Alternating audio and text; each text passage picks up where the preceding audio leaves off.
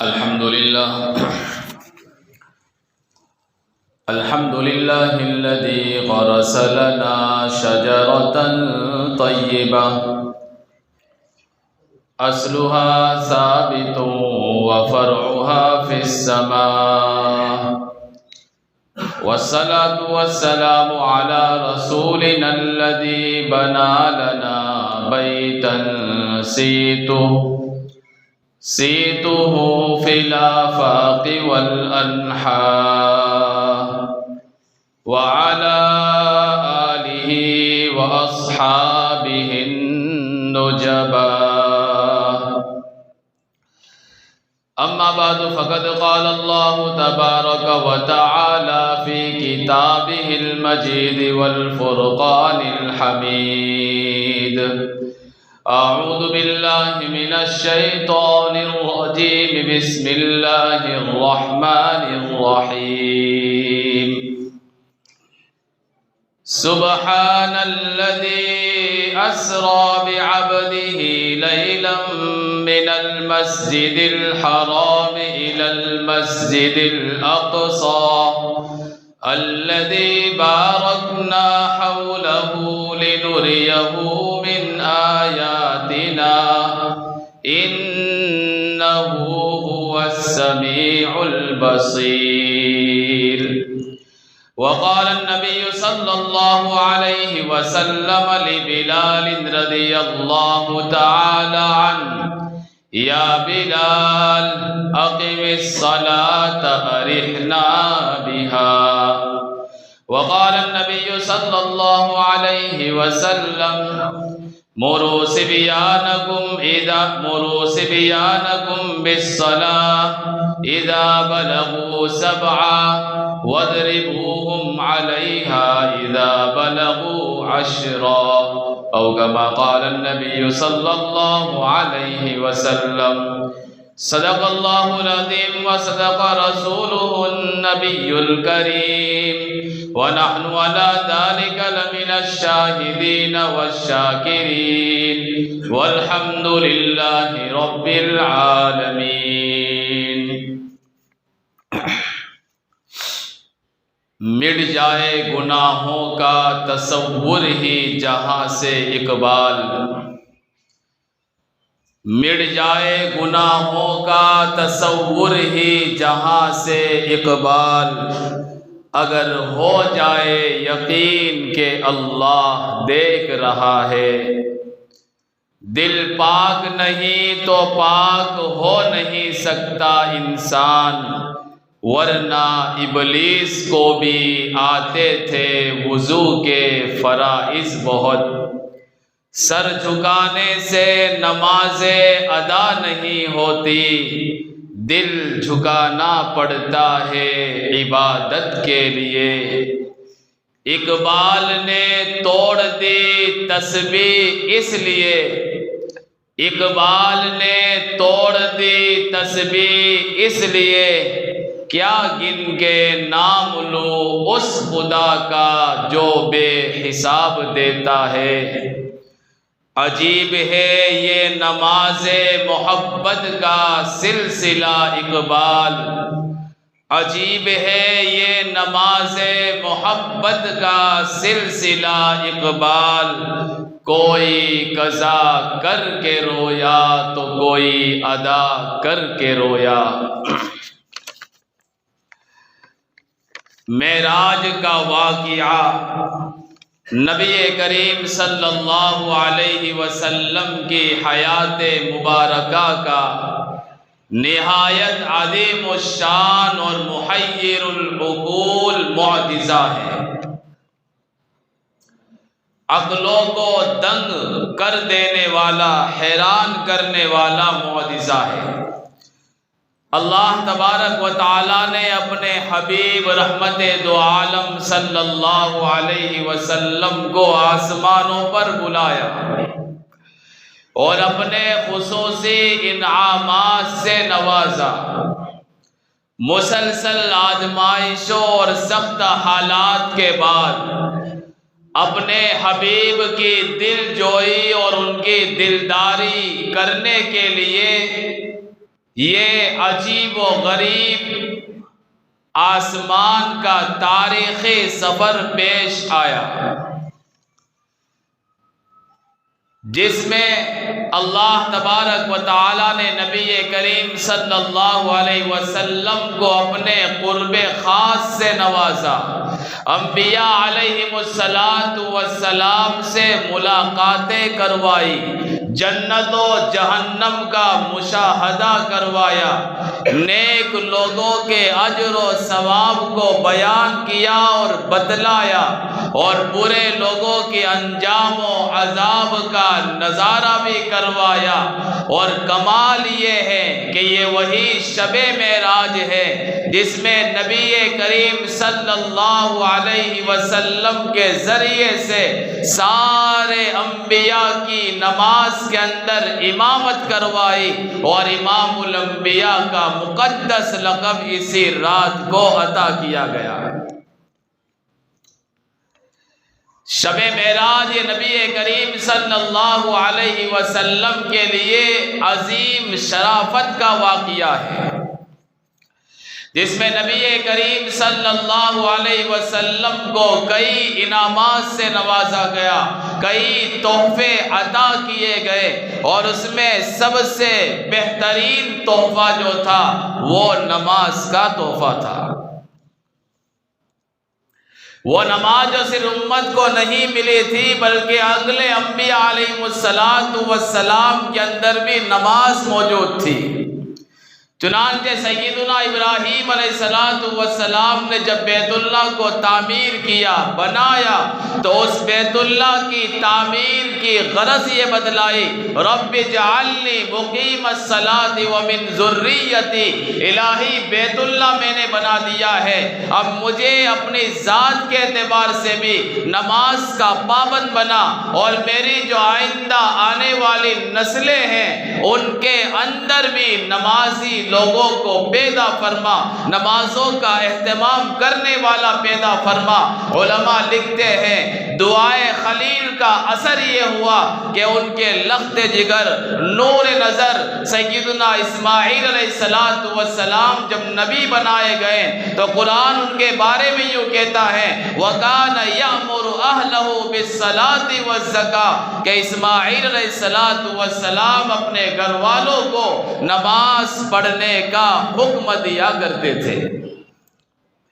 یہ والد محترم کی دعا کا اثر تھا کہ آئندہ آنے والی نسلیں نمازی بنی۔ اس لیے جو والد کہلاتے ہیں، باپ بننے کا جنہیں مرتبہ حاصل ہے، انہیں چاہیے کہ اپنی دعاؤں کے اندر اپنی اولاد کے لیے نماز کا اہتمام مانگے، اپنی اولاد کے لیے نماز کی پابندی مانگی جائے، اور اللہ کے دربار میں وہ آ کر جو ہے اپنی حاضری پیش کرے، اس بابت اپنی اولاد کے لیے دعائیں مانگی جائے۔ جتنے انبیاء علیہ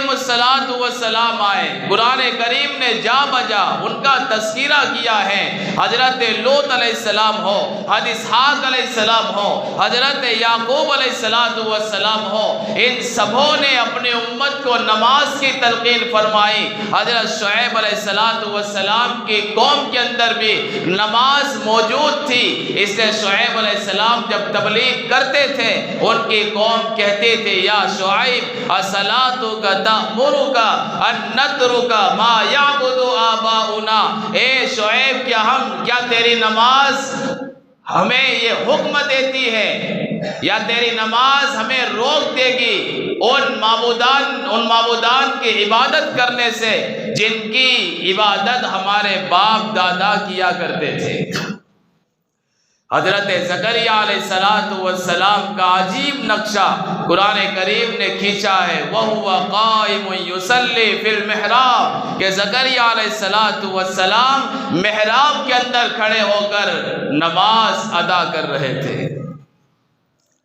ہر امت کے اندر نماز کا تذکرہ ملتا ہے، اس لیے کہ نماز یہ اللہ تعالیٰ کو جو ہے اپنی طرف متوجہ کرنے کا، اس کی رحمت کو متوجہ کرنے کا، اس کی مغفرت کو حاصل کرنے کا ذریعہ ہے۔ اس لیے ہر امت کے اندر اللہ نے نماز کو رکھا، لیکن جس انتظام کے ساتھ، جتنی اہمیت کے ساتھ اس امت کو 5 نمازیں عطا کی گئی ہے، اس اہتمام کے ساتھ اگلی امتوں کے اندر نماز کا اہتمام نہیں تھا، بلکہ نبی کریم صلی اللہ علیہ وسلم نے فرمایا کہ عشاء کی نماز اس امت کی خصوصیت ہے، عشاء کی نماز اگلی امتوں کے اندر نہیں تھی، بلکہ اس امت کو عشاء کی نماز عطا کی گئی ہے۔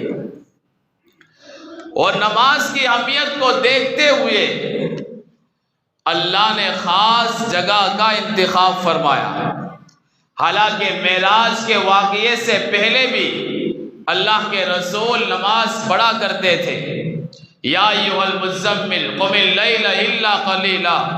یا ایھا المدثر، ان صورتوں کے اندر نماز کا تذکرہ ملتا ہے، لیکن نماز کی اہمیت کو بتلانے کے لیے جہاں زکوٰۃ کو فرش پر نازل کیا اور عبادتوں کو فرش پر نازل کیا، اللہ نے اپنے حبیب کو براق کے ذریعے سے سفر کروا کر، پھر زمین سے آسمان پر سیڑھی لگوا کر، جبرائیل امین کے ذریعے سے آپ کا استقبال کروا کر فرش سے عرش پر بلایا، اور وہاں بلا کر اس نماز کا تحفہ عطا کیا گیا۔ اس لیے کہ جب میڈل دینا ہوتا ہے، خاص دن مقرر کیا جاتا ہے، خاص تاریخ مقرر کی جاتی ہے، اور سارے بڑے بڑے VIP لوگوں کو جمع کر کے وہ میڈل دے کر اس کو جو ہے اس کا استقبال، اس کی حوصلہ افزائی کی جاتی ہے، ایسے ہی نماز کی اہمیت اللہ کے یہاں بڑی اونچی تھی، اس سے اللہ نے اپنے حبیب کو عرش پر بلایا اور عرش پر بلا کر نماز کا تحفہ عطا کیا۔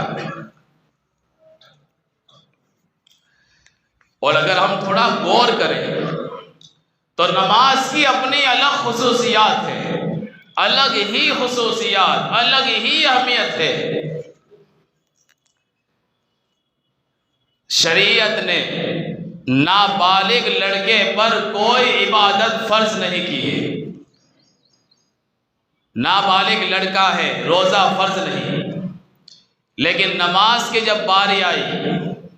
آقا دو جہاں نے فرمایا مروا صبیانکم بالصلاۃ اذا بلغوا 7، جب تمہاری اولاد 7 سال کی ہو جائے تو اسے نماز کی تاکید کرو، وَاضْرِبُوهُمْ عَلَيْهَا اِذَا بَلَغُوا 10، اور جب 10 سال کی ہو جائے اور نماز چھوڑنے لگے تو مارو، تنبیہ کے طور پر، ادب کے طور پر۔ لیکن روزے کے بارے میں نہیں کہا، زکوٰۃ کے بارے میں نہیں کہا، حج کے بارے میں نہیں کہا، جتنی بھی عبادتیں ہیں وہ سب کی سب عبادتیں فرض ہوتی ہیں 15 سال کے بعد، لیکن نماز کی جب باری آئی اس کی اہمیت کو بتلانے کے لیے آقا دو جہاں فرما رہے ہیں کہ 7 سال کا جب بچہ ہو جائے اسی وقت سے اسے نماز کا پابند بناؤ۔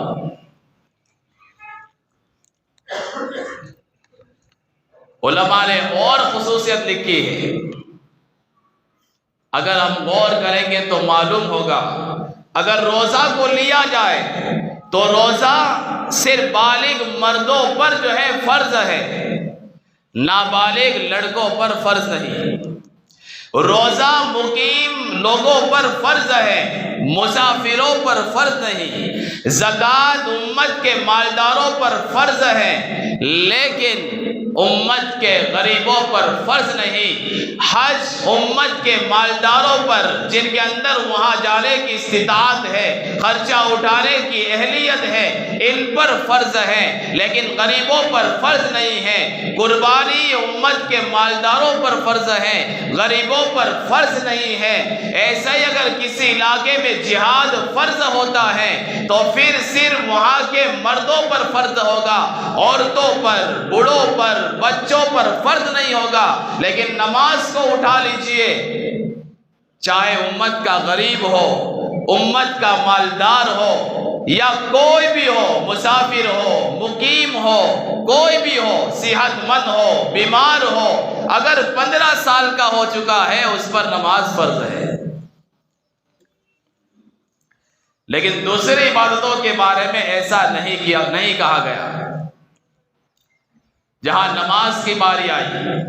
چاہے صحت مند ہو، چاہے بیمار ہو، چاہے مالدار ہو، چاہے غریب ہو، چاہے اپنے وطن میں ہو، چاہے سفر میں ہو، چاہے کسی دنیا کے کونے میں ہو، بس میں ہو، ٹرین میں ہو، ہوائی جہاز میں ہو، کسی بھی حال میں نماز معاف نہیں ہے۔ لیکن روزہ عورت حیض کی حالت میں ہے، عورت نفاس کی حالت میں ہے تو اس سے معاف ہو جاتا ہے، نماز بھی معاف ہو جاتی ہے، لیکن اس کے علاوہ اور حالتوں میں نماز معاف نہیں ہوتی۔ ایسے ہی کچھ عبادتیں نماز کو چھوڑ کر ایسی ہے جو فرض ہوتی ہے تو مکمل فرض ہوتی ہے، جیسے روزہ اگر فرض ہوا تو مکمل فرض ہوگا۔ ایسا نہیں ہے کسی آدمی کے اندر صرف جو ہے ظہر تک رکھنے کی طاقت ہے تو وہ ظہر تک رکھے، کسی کے اندر عصر تک روزہ رکھنے کی طاقت ہے تو وہ عصر تک رکھے، کسی کے اندر صرف جو ہے 11-12 بجے تک رکھنے کی طاقت ہے تو وہاں تک رکھے۔ ایسا نہیں ہے، بلکہ صبح صادق سے لے کر غروب آفتاب تک اسے کھانے سے، پینے سے، جماع سے رکنا پڑے گا۔ ایسے ہی حج کا مسئلہ ہے، کسی کے پاس خرچہ صرف جدہ تک جانے کا ہے تو وہ جا کر چلا آئے، حج ادا نہیں ہوگا۔ لیکن نماز ہر حالت میں پڑھی جائے گی، کھڑے ہو کر نہیں پڑھ سکتا بیٹھ کر پڑھے، بیٹھ کر نہیں پڑھ سکتا لیٹ کر پڑھے، اور اگر آدھی ہمت ہے کہ آدھی کھڑے ہو کر پڑھنے کی ہمت ہے، آدھی بیٹھ کر پڑھنے کی ہمت ہے تو آدھی کھڑے ہو کر پڑھے اور آدھی بیٹھ کر پڑھے، جس حالت میں پڑھنا چاہے وہ پڑھ سکتا ہے۔ اور بعض عبادتیں ہیں جو فرض ہی نہیں ہوتی، کسی کے پاس زکوٰۃ کا نصاب آدھا نصاب ہے، 30,000 میں زکوٰۃ واجب ہوتی ہے، اس کے پاس 15 ہے تو زکوٰۃ واجب ہی نہیں ہوگی،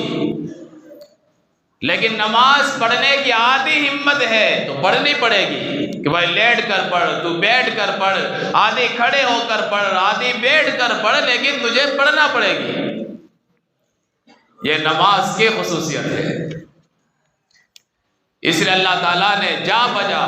قرآن نماز کی اہمیت کو بیان کیا۔ قرآن کریم نے مختلف حیثیتوں سے 700 جگہ نماز کا تذکرہ کیا ہے، 700 جگہ، اور یہ نماز اللہ کی توحید کی، اللہ کی وحدانیت کی اور اللہ کی بندگی کی اعلیٰ ترین جو ہے مظہر ہے۔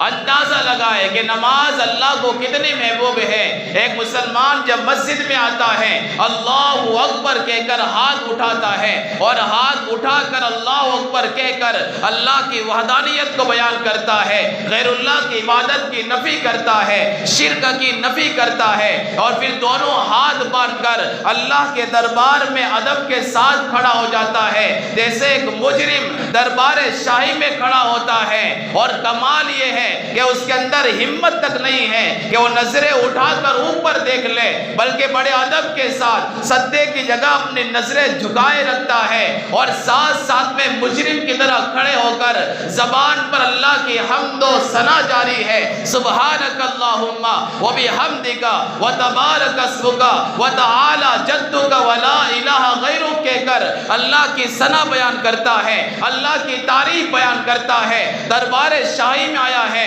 ایک مجرم کی طرح کھڑا ہے، نہ دائیں دیکھتا ہے نہ بائیں دیکھتا ہے، فون کی گھنٹی بج رہی اٹھا نہیں سکتا، اس لیے کہ مجرم بن کر اللہ کے دربار میں آیا ہو۔ الحمدللہ رب العالمین پڑھ کر پھر اللہ کی تعریف بیان کرتا ہے، پھر اسے چین نہیں آتا تو رکوع میں جا کر آدھا جھک جاتا ہے، اپنے آپ کو اللہ کے سامنے جھکا کر سبحان ربی العظیم کہہ کر اللہ کی عظمت کو بیان کرتا ہے، اسے وہاں بھی چین نہیں آیا، پھر رکوع سے اٹھا اور دھڑام کر کے زمین کے اوپر دربار شاہی کے اندر جا کر اپنی پیشانی کو رکھ دیتا ہے، اپنی ناک کو رگڑ کر کہتا ہے سبحان ربی العالی، اے عظیم ترین ذات تو اس پستی سے پاک ہے، میں پست ہوں تو بلند تر ہے۔ یہ کہتے ہوئے اللہ کی تعریف بیان کرتا ہے، اللہ کی پاکی بیان کرتا ہے، اور اللہ کے قدموں کے اندر اپنے سر کو رکھ کر اپنے ناک کو رگڑتا ہے،